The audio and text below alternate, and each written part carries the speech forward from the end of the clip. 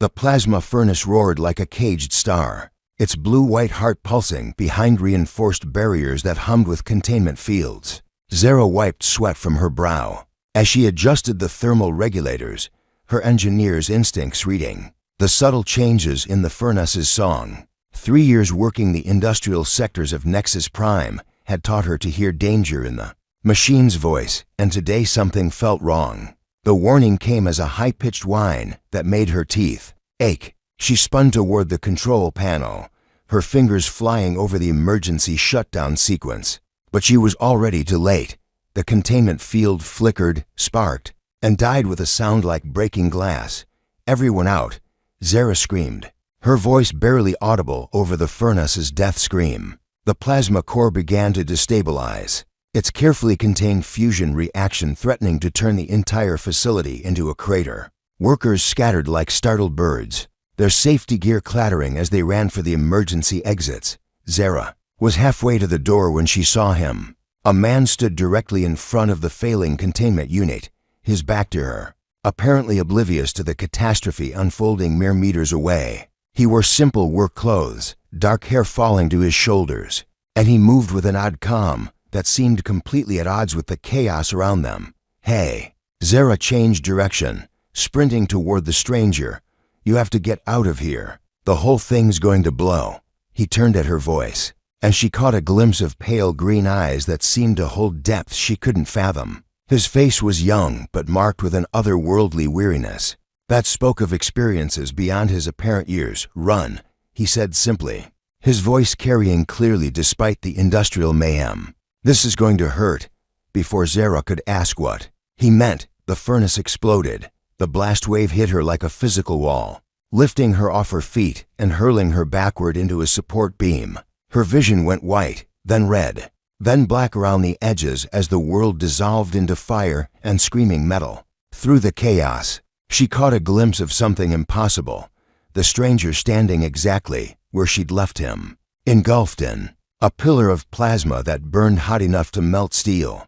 The emergency suppression systems kicked in with a roar of foam and coolant, but it was too late to save anyone caught in the initial blast. Zara crawled toward the epicenter on hands and knees, her ears ringing, expecting to find nothing but ash where the man had stood. Instead, she found him kneeling in a circle of molten metal. His clothes burned away, but his skin unmarked. Steam rose from his body as if he were cooling from some internal heat. And when he looked up at her approach, those pale green eyes held an apology that cut deeper than any wound.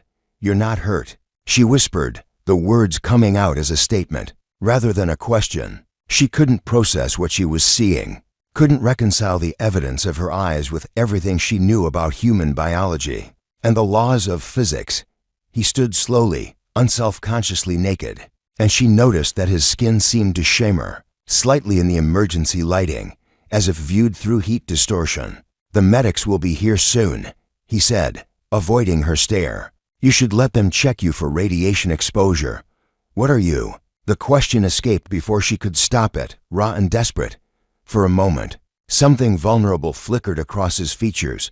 "My name is Kale," he said, as if that were any kind of answer, "and you shouldn't have stayed." Emergency klaxons wailed in the distance, growing louder as rescue teams rushed toward the disaster site. Kale glanced in their direction, then back at Zara with an expression that might have been regret. "Wait," she called as he turned to leave, but he was already walking away, somehow finding intact clothing among the debris. "How did you? Where are you going?"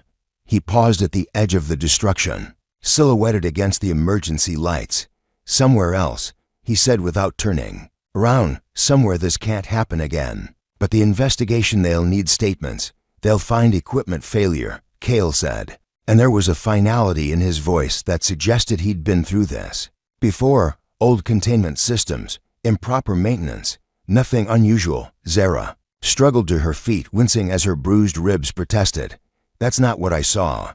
"Then you saw wrong." This time he did turn, and the look in his eyes made her step back despite herself.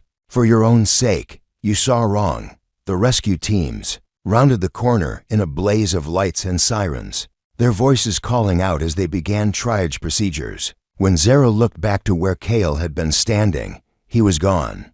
leaving only footprints in the cooling metal and the lingering scent of ozone. 2 hours later, after the medics had pronounced her miraculously uninjured and the investigators had begun their preliminary examination of the wreckage, Zara found herself staring at the security footage from the incident. The cameras had been damaged by the electromagnetic pulse from the explosion, leaving only fragmentary images that showed the blast, her own flight across the room, and absolutely nothing where Cale had been standing. Equipment failure, the lead investigator concluded, echoing Kel's prediction with unsettling accuracy. The containment field generators were due for replacement 6 months ago. Corporate's been cutting corners on safety maintenance. Zara nodded absently, but her mind was elsewhere, replaying those impossible moments when a man had stood in the heart of a plasma explosion and emerged unharmed. She touched her own arms, feeling the slight tingling that suggested minor radiation exposure, and wondered how someone could walk through fire without even singing the hair on their arms. That night, alone in her small apartment overlooking the industrial district, she found herself scanning the personnel records for any mention of a worker named Cale. The search turned up nothing, as if he'd never existed at all. But when she closed her eyes, she could still see those pale green depths, still hear the quiet certainty in his voice when he'd said it was going to hurt. He'd known what was coming. Somehow, impossibly, he'd known and chosen to face it rather than run. The question that kept her awake until dawn was simple and terrifying. What kind of person doesn't run from certain death, and why had seeing her made him apologize?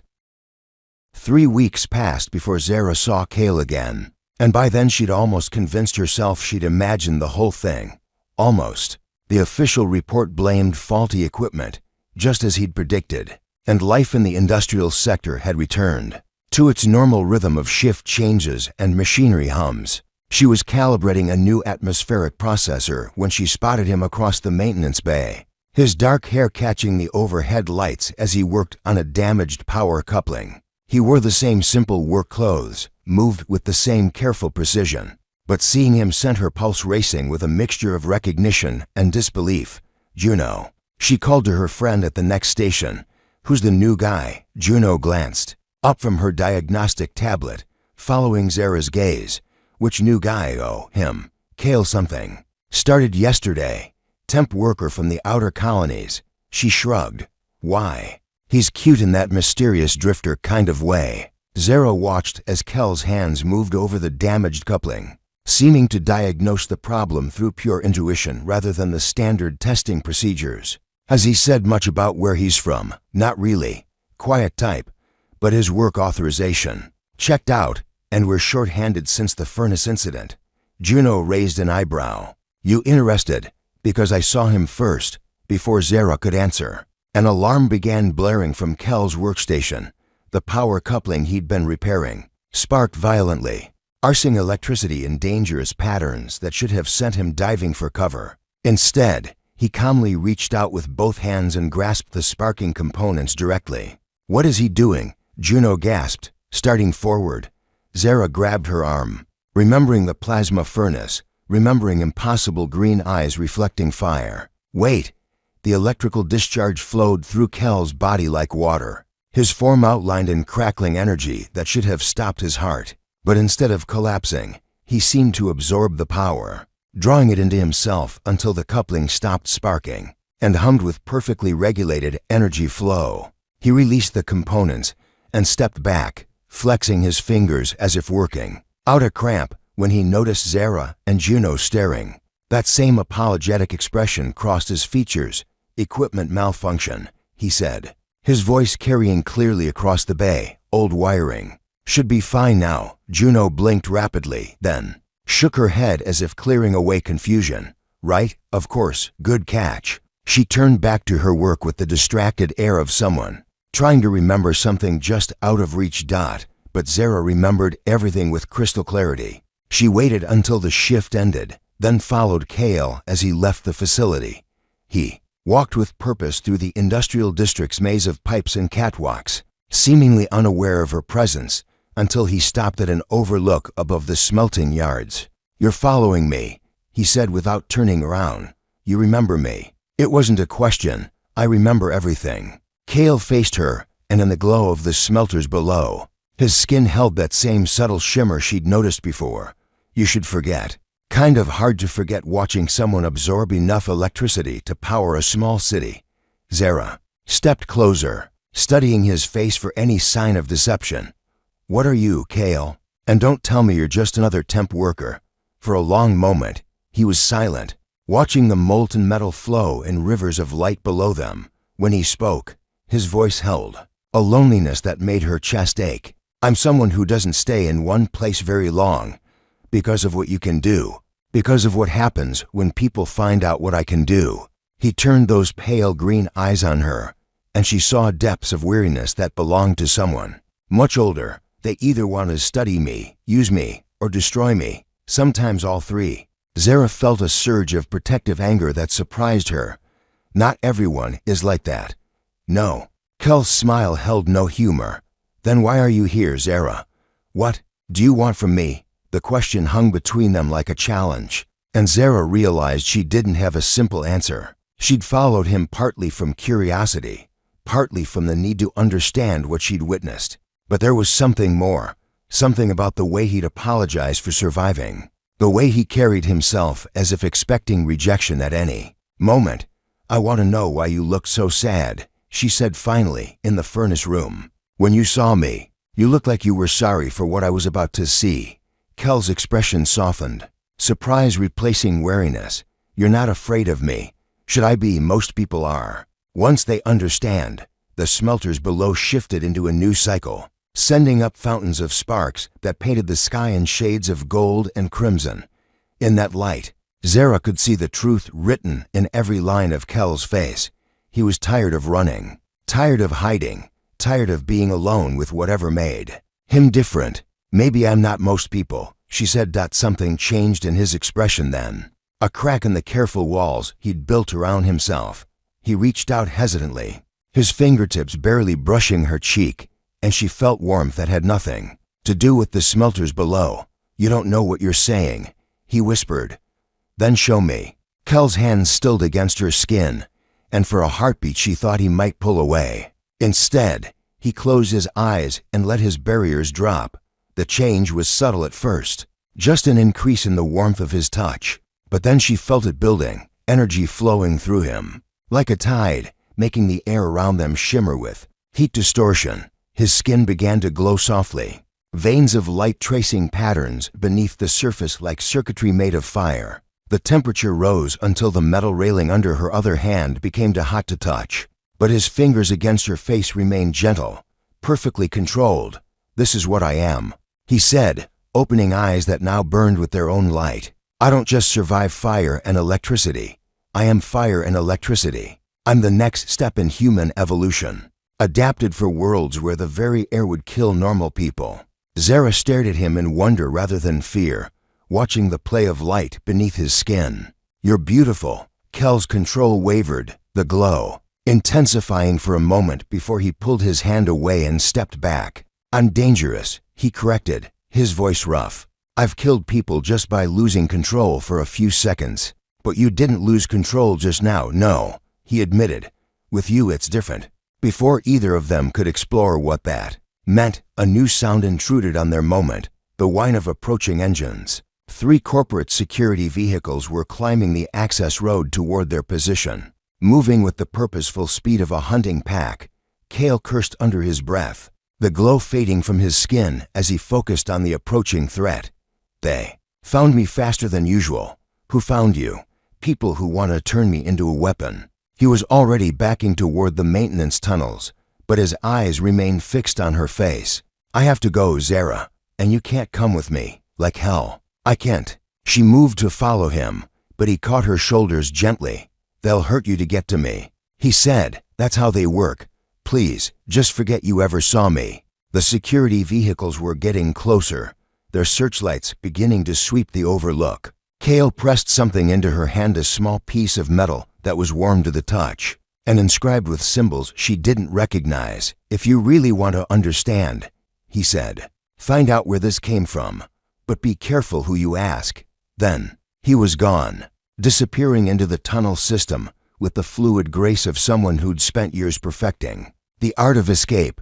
Zara clutched the metal token and watched the security teams spread out across the overlook, their movements coordinated and professional. "Mum," one of them called, approaching with his weapon lowered but ready. "We're looking for someone who may have been in this area. Tall, dark hair, probably traveling alone." Zara looked at the token in her palm, feeling its warmth pulse like a heartbeat, and made her choice. "Haven't seen anyone like that," she lied smoothly. "Just came up here to watch the smelters." The security officer studied her face for a long moment, then nodded curtly. "If you do see him, contact corporate security immediately. He's extremely dangerous." As the search teams fanned out through the industrial district, Zara remained on the overlook, staring at the token and remembering the way Kel's skin had glowed like captured starlight. Whatever he was, wherever he'd come from, she was going to find out the truth. And maybe, just maybe, she was going to help him find a place where he didn't have to run anymore. The symbols on Kel's token led Zara down paths she'd never imagined existed. 3 days of careful research through the colony's data archives revealed references to something called the Ember Project, a terraforming initiative that had sent volunteers to adapt humanity for high-radiation worlds.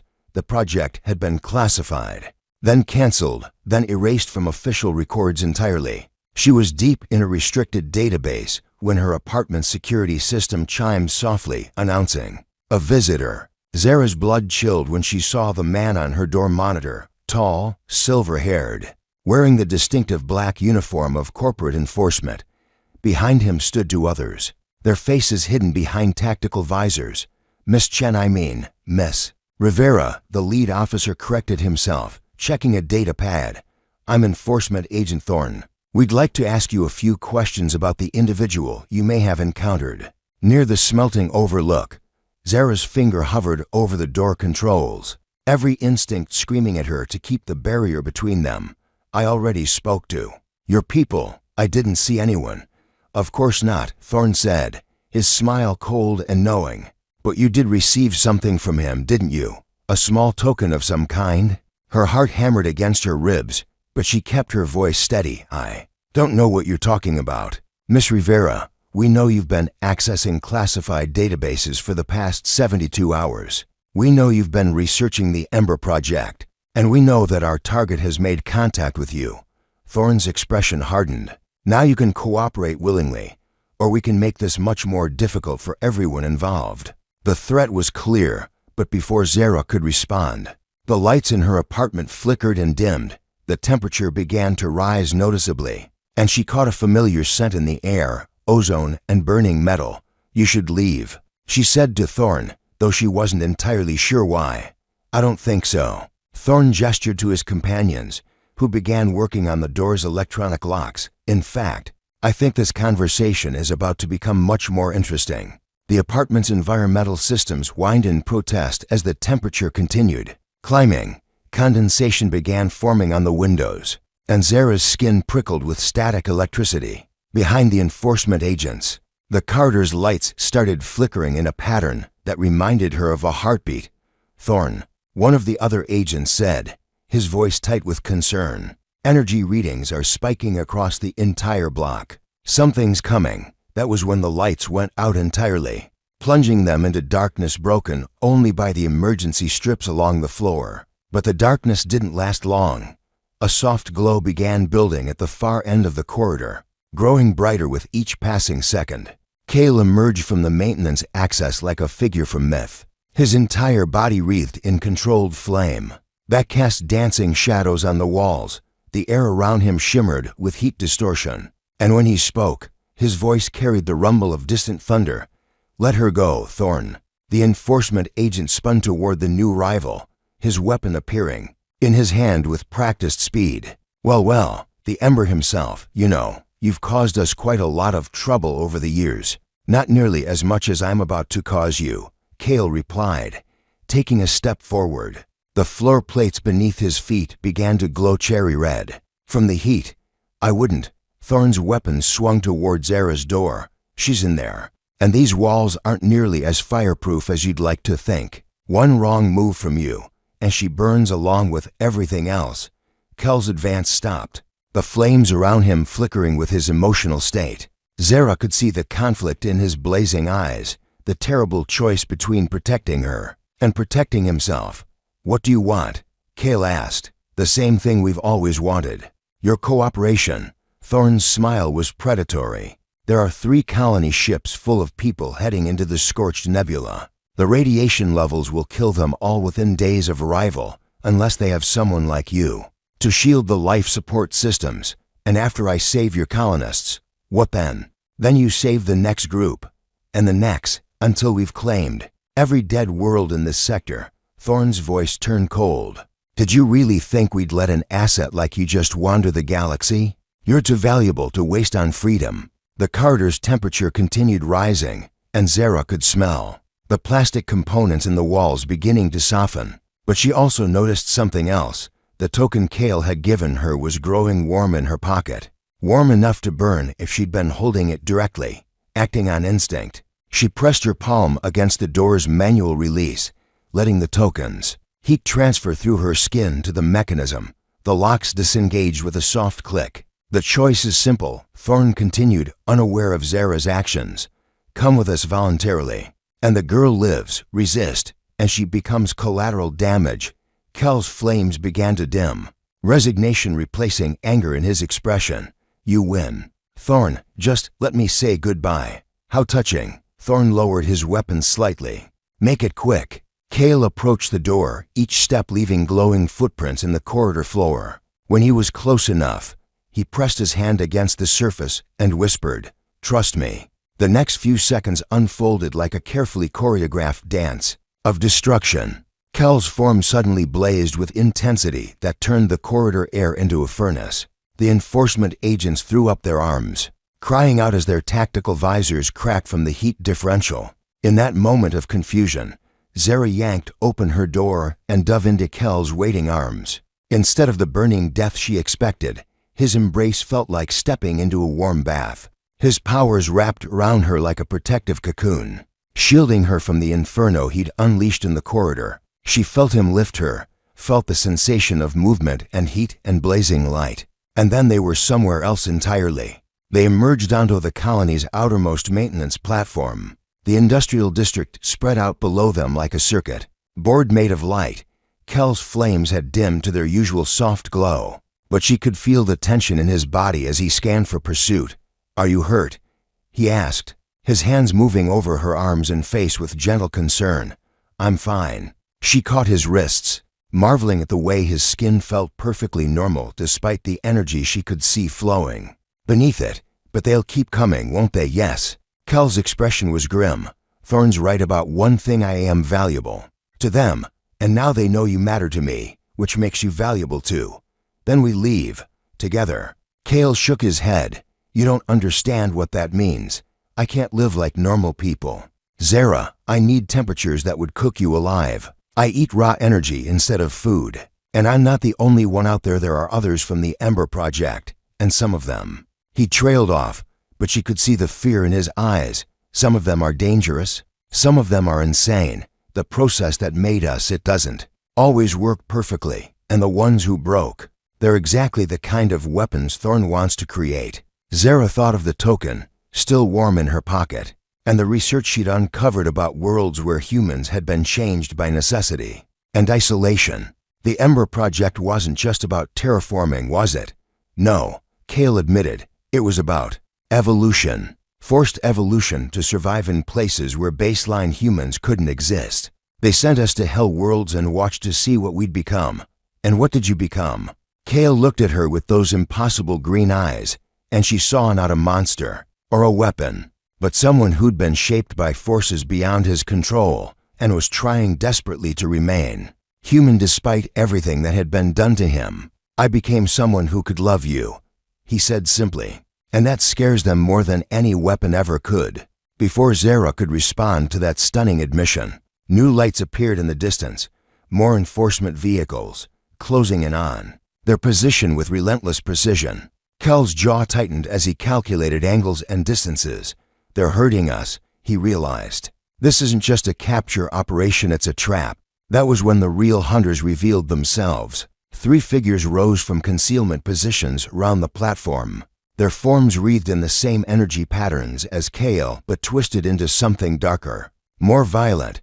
Their eyes burned with madness, and when they smiled, it was with the anticipation of violence. "Hello, brother," one of them called, her voice like breaking glass. "Time to come home." Kale stepped protectively in front of Zara, his own power flaring in response to the threat. "Run," he told her quietly. "Whatever happens, just run." But Zara had made her choice weeks ago when she'd first seen him emerge from that plasma fire. She wasn't running anywhere. The corrupted Emberborn moved like predators circling wounded prey, their twisted forms radiating heat that made the platform's metal decking glow. Cherry red beneath their feet, Zara recognized the madness in their eyes, the same look she'd seen in old footage of soldiers suffering from neural burnout, minds fractured by experiences no human psyche was meant to endure. "Kale of Nexus 7, the leader hissed, her voice carrying harmonics that suggested her vocal cords had been replaced with something inhuman. "The Golden Child, Thorn's favorite success story, Vera," Kale replied, his own power building in response to their proximity. "I thought they'd put you down after Kepler Station." "Put me down," Vera laughed, the sound like metal tearing. "They tried to fix me, tried to make me stable like you. But I embraced what we really are, evolution's answer to a hostile universe." The other to flank them with synchronized precision, cutting off escape routes with casual efficiency. One was male, his skin appearing to have partially crystallized into something resembling living diamond. The other moved in and out of visible light, her form flickering between solid matter and pure energy. "What do you want?" Kale demanded, though his stance suggested he already knew the answer. "To show you the truth," Vera said, gesturing to Zara with casual contempt. "You're wasting yourself on baseline humans, playing at being normal when you could be a god among mortals." "I've seen what your kind of godhood looks like," Kale shot back. "Kepler Station, New Damascus, burnt worlds and empty colonies, necessary sacrifices." The crystalline one spoke for the first time, his voice carrying subsonic frequencies that made Zara's bones ache. "The weak die so the strong can inherit the stars." Zara felt the token in her pocket growing hot enough to brand flesh, but also noticed something else. The symbols etched into its surface were beginning to glow with their own light. Whatever Kale had given her, it was reacting to the presence of the other Emberborn. "You're wrong," she said, stepping out from behind Kale's protective stance. "Evolution isn't about replacing the weak, it's about adaptation. That helps the entire species survive." Vera's burning gaze fixed on her with predatory interest. "The pet speaks. How precious." She raised one hand, energy crackling between her fingers. "Perhaps we should demonstrate the futility of baseline human existence." The attack came as a lance of pure plasma, hot enough to vaporize steel. But instead of striking Zara, it met a barrier of controlled flame as Kale interposed himself, absorbing and redirecting the energy with practiced skill. The redirected blast struck the platform's support structure, sending a shower of molten metal cascading into the industrial district below. "Impressive," the crystalline one observed. "But can you protect her from all of us simultaneously?" They attacked in perfect coordination, 3 directions at once, each strike calculated to force Kale into an impossible choice. He moved like liquid fire, deflecting what he could, absorbing what he couldn't deflect. But Zara could see the strain building in his movements. He was powerful, but not powerful enough to fight 3 opponents while protecting her. That was when the platform shuddered under the impact of something massive. Enforcement vehicles rose into view around them, their weapons charging with an ominous whine. Thorn's voice echoed from amplified speakers mounted on the lead craft. "Surrender now, and the baseline human survives this encounter. Continue fighting, and will be forced to consider her acceptable losses." Vera laughed again, her form blazing brighter. "Perfect, let them all see what gods do to mortals." She launched herself at one of the enforcement vehicles, moving too fast for human reflexes to track. Her superheated form punched through the craft's armored hull like a bullet through paper, and it began spinning toward the platform in a controlled crash that would kill everyone aboard. Kale made his choice in the space between heartbeats. He abandoned his defensive position and leaped toward the falling vehicle, his body erupting into a miniature star as he intercepted its trajectory. The impact drove him to his knees on the platform's edge, but he held the multi-ton craft steady, preventing its crash. "Now you see," Vera called mockingly. "This is what caring for the weak gets you, weakness." But she had underestimated both Kel's resolve and Zara's resourcefulness. While the corrupted Emberborn gloated, Zara had been studying the token's growing luminescence, recognizing patterns in its symbols that matched the energy flows she could see around Kale. Whatever the device was, it was designed to interact with Ember physiology. She pressed the token against the platform's central power coupling, using her engineer's knowledge to create a feedback loop through the station's electrical grid. The result was immediate and dramatic. Every power conduit in the industrial district began channeling energy toward their location, creating a vast web of electrical force centered on the platform. The effect on the Emberborn was instantaneous. Their carefully controlled power matrices destabilized as raw energy flooded their systems, forcing them to either absorb the massive influx or risk explosive decompression of their cellular structures. Kale understood first, his training allowing him to ride the energy wave instead of fighting it. His form became a pillar of controlled fusion, drawing power from the grid and channeling it into precise strikes against his opponents. Vera screamed as coherent plasma tore through her defenses, while the crystalline one shattered under the thermal stress of rapid temperature changes. The flickering woman tried to phase out of normal space, but the energy grid followed her into whatever dimension she accessed, burning away her ability to maintain coherence. She rematerialized fully solid and collapsed, smoke rising from her overloaded neural pathways. When the light faded, only Kale remained standing, his form still glowing with residual power. The three corrupted Emberborn lay unconscious but alive, their enhanced physiology having saved them from permanent damage around them. Enforcement vehicles landed with the cautious precision of scavengers approaching wounded predators. Thorn emerged from the lead craft, his expression mixing admiration with calculation. "Impressive display," he said, studying the aftermath, "but ultimately pointless. You've proven exactly why we need you under corporate control." "I've proven that I choose who I protect," Kale replied, moving to stand beside Zara. "And it's not going to be your colonists. I'm afraid that choice isn't yours to make anymore." Thorn gestured, and a dozen weapons focused on Zara. "The woman has become a security risk. Her knowledge of the Ember Project, combined with her obvious influence over you, makes her too dangerous to leave uncontrolled."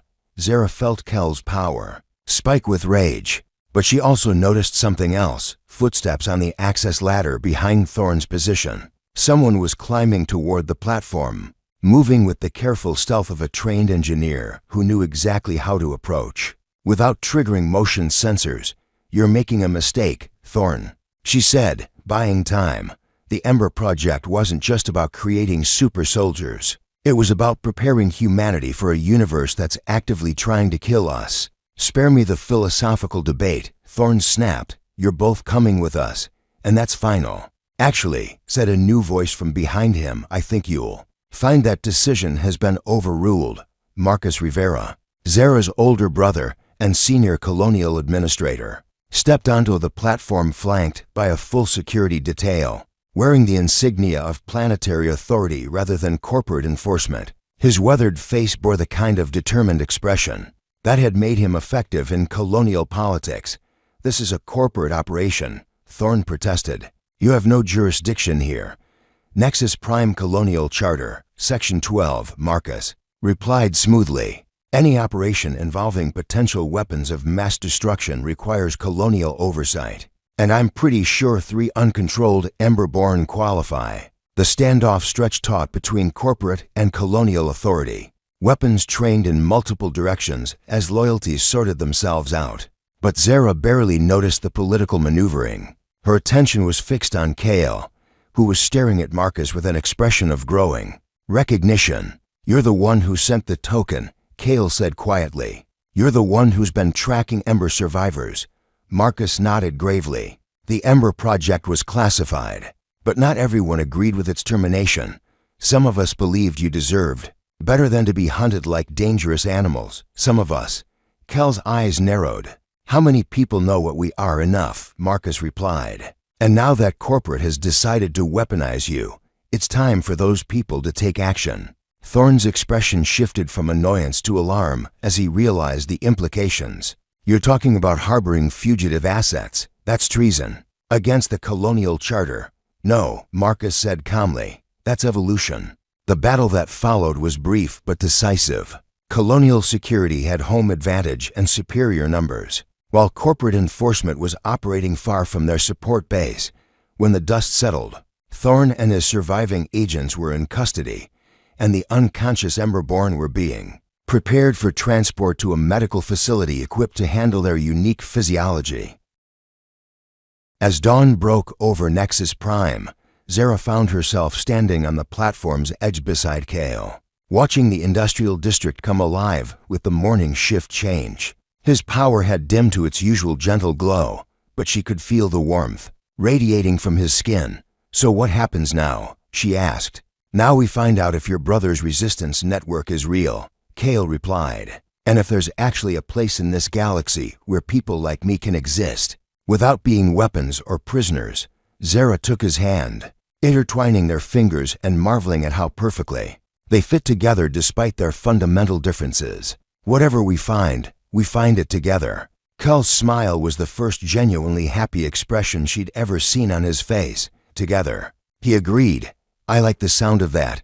5 years later, the morning sun painted the sky above Haven Colony in shades of amber and gold that reminded Zara of the light that lived beneath Kel's skin. She stood on the observation deck of their home, a structure built into the side of a volcanic mountain, where the geothermal energy provided natural power for the settlement's unique inhabitants. Mama, look what I made, Nova burst through the door with the boundless energy of a 4-year-old, clutching a small sculpture crafted from what appeared to be crystallized flame. The child's skin held a subtle luminescence that shifted between her father's pale green glow and something uniquely her own tiny constellations of light that danced beneath the surface. Like captured stars, it's beautiful, sweetheart, Zara said, kneeling to examine her daughter's creation. The sculpture was warm to the touch and seemed to pulse with its own heartbeat, a perfect fusion of artistic vision and inherited abilities. Daddy taught me how to make the fire solid, Nova explained proudly. He says I'm getting really good at it. She surpassed what I could do at her age, Kale said, emerging from the workshop where he'd been helping other Emberborn learn to control their abilities. His appearance had changed little over the years, but there was a peace in his expression that had been absent during their first meeting. Though I think she gets her artistic sense from you, Zara smiled, remembering the early days when they'd first arrived at Haven Colony. Marcus's resistance network had been more extensive than any of them had imagined. A loose confederation of scientists, colonial administrators, and military personnel who believed the Emberborn represented humanity's future rather than its. Doomed. Haven itself was a testament to that vision, built on a world where the ambient radiation would kill baseline humans within hours. It served as a sanctuary for Ember survivors while simultaneously proving their value as colonists. The geothermal plants that powered the settlement operated at temperatures that would melt conventional equipment, but were perfectly manageable for people who could absorb and redirect energy. The new rivals are settling in well, Kale continued, settling beside them on the deck. 3 more from the Scorched Nebula, and 2 who've been hiding in the Outer Rim for years. Any problems with instability? Zara asked. The corrupted Emberborn they'd encountered on Nexus Prime had proven treatable once proper medical facilities became available. But the psychological trauma of years in hiding sometimes manifested in dangerous ways. Nothing Vera and her team can't handle, Kale assured her. She's become quite the counselor since her recovery. It still amazed Zara how completely Vera had transformed. The woman who'd once wanted to rule over baseline humans now spent her days helping other Emberborn integrate their abilities with their humanity. Her insight into the corruption process had been invaluable in developing treatments for the psychological damage caused by corporate experimentation. A soft chime from Zara's communication unit interrupted her thoughts. The message was from Marcus, now serving as Haven Colony's official liaison with the wider human government.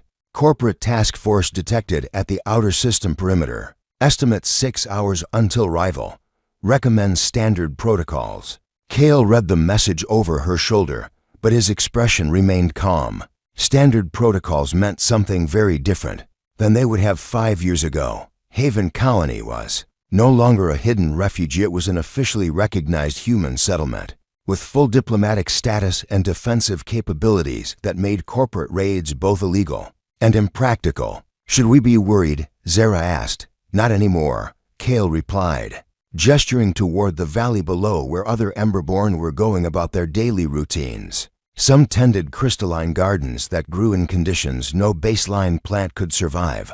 Others worked in the energy refinement facilities that processed raw stellar radiation into usable power. Still others, like Nova, simply played and learned and grew up believing their abilities were gifts rather than curses. The old corporate model assumed we were aberrations to be controlled or eliminated, Kale continued, but we've proven we're something else entirely: human evolution in response to a hostile universe. And evolution doesn't ask permission. That afternoon, they watched from the observation deck as a corporate task force entered Heaven's orbital space. The ships were impressive, but they maintained a respectful distance and requested permission to approach, rather than demanding immediate surrender. The lead vessel docked at Heaven's orbital station with ceremonial precision, and its passengers were escorted to the surface by Nova herself, a diplomatic gesture that had become tradition. Whenever new visitors arrived, the 4-year-old served as living proof that Emberborn weren't monsters,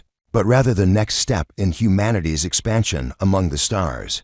The corporate delegation was led by a woman Zara didn't recognize, someone younger than Thorn had been, and apparently more willing to adapt to changing circumstances. She accepted the guided tour of the colony with professional interest, asking technical questions about the power systems and environmental controls.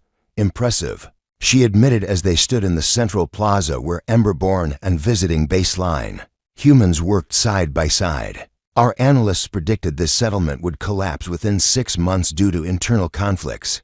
Your analysts were working from flawed assumptions, Marcus replied diplomatically. They assumed power corrupts, but they forgot that power also creates responsibility. The corporate representative nodded thoughtfully, which brings us to our proposal. The Colonial Expansion Initiative has identified 17 worlds in the Veil Nebula that could support human habitation if certain environmental challenges were overcome. Challenges that appear well suited to Emberborn capabilities. Kale and Zara exchanged glances. The offer was essentially what Thorn had tried to force years ago, but the context had changed completely. Instead of slavery disguised as service, this sounded like genuine partnership. What exactly are you proposing? Kale asked. Joint colonial ventures. Emberborn working alongside baseline humans to establish settlements and environments where neither could survive alone. Full citizenship, legal protections, and profit-sharing agreements for all participants. It was, Zara realized, exactly what the Ember Project should have been from the beginning: cooperation rather than exploitation, partnership rather than servitude. The negotiations took 3 days, but the outcome was never really in doubt. Haven Colony had proven that Emberborn could coexist with baseline humanity, and the corporate sector had finally recognized the economic potential of that cooperation. The agreement that emerged would establish a new model for human expansion into hostile environments. On the final evening of the talks, Zara found herself back on the observation deck with Kale and Nova, watching the